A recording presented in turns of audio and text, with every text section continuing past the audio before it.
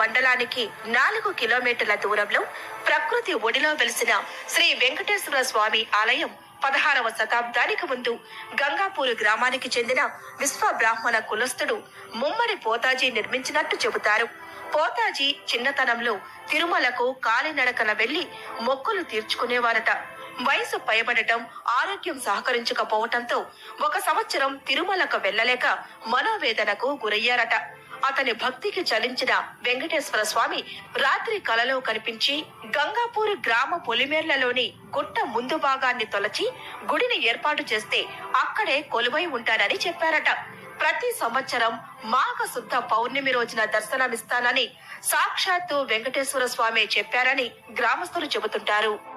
ప్రతి ఏటా మాఘ శుద్ధ పౌర్ణమిని పురస్కరించుకుని ఆలయ ప్రాంగణంలో 3 రోజుల పాటు జాతర నిర్వహిస్తారు. మొదటి రోజు కళ్యాణ మహోత్సవం, 2వ రోజు రథోత్సవం, 3వ రోజుతో జాతరతో ఉత్సవాలు ముగుస్తాయి. 3